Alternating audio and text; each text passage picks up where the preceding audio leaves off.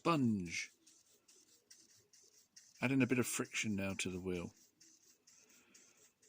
Because it slows the rotations down, to get enough time to count anything, it means I've got to spin it a little bit faster, which is awkward then to count it. But nevertheless, we'll endeavour to do our best. What I'm finding is that,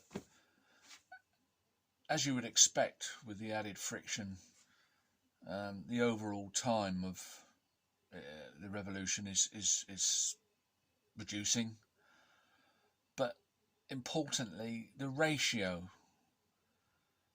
is staying similar, i.e.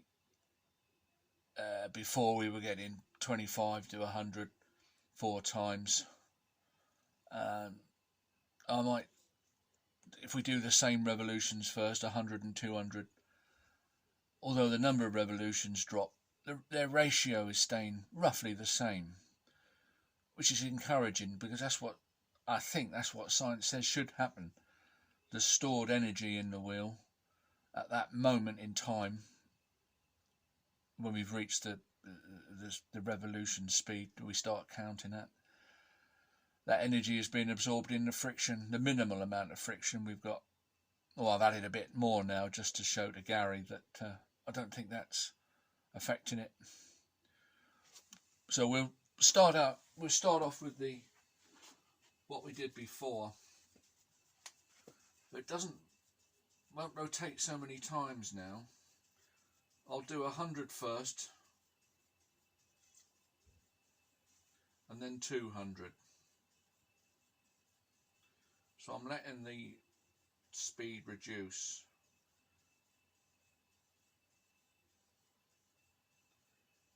That's 200.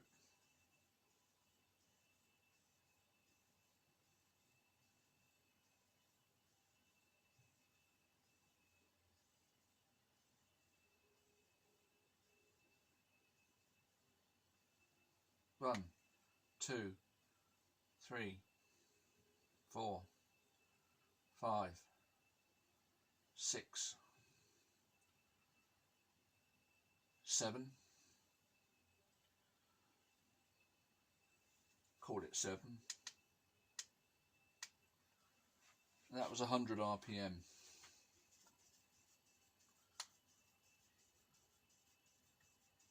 So now we're looking at 200.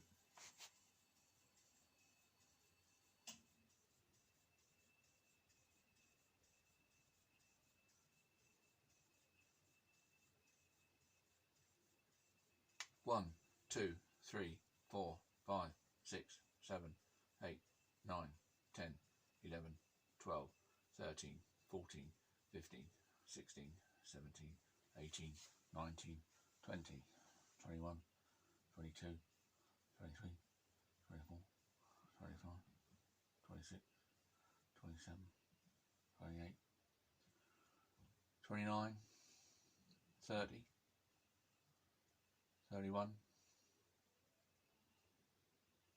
31 was it? I forget what the first one was, but it's roughly 4 times as many. Now let's do a different speed now. This will be harder to count. We'll do let's say 120 and 240. Let's start off with the 120.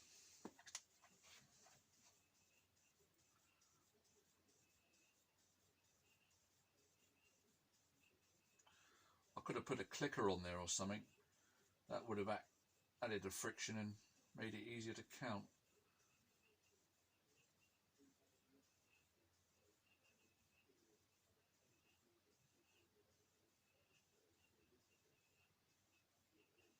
One, 2, 3, 4, 5, 6, 7, 8, 9, 10,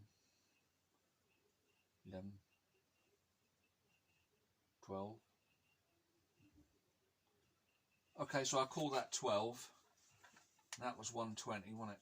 So we want 240 now.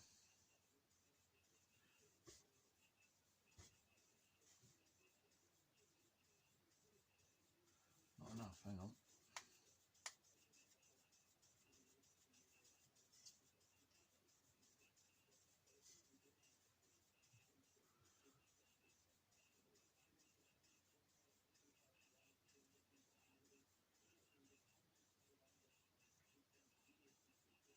Now,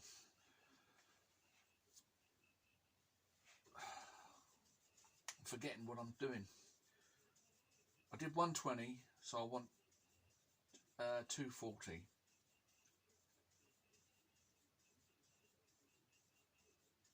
One, 2, 3, 4, 5, 6, 7, 8, 10, 11, 12, 13, 14, 15, 16, 17, 20, 21, 22, 23,